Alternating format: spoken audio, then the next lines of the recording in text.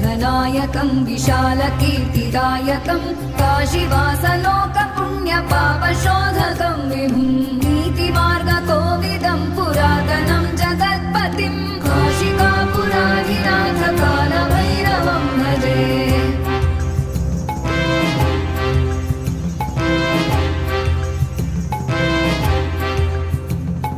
कालभैरवाष्टकं पठन्ति ये मनोहरं